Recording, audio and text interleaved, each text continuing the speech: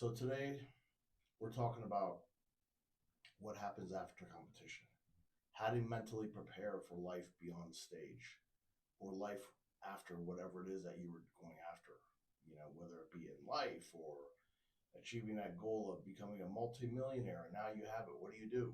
You know, um, this can transcend into various aspects of life. So, how do you make sure you don't lose yourself when that game, that competition, that goal is over? And that's the hard part.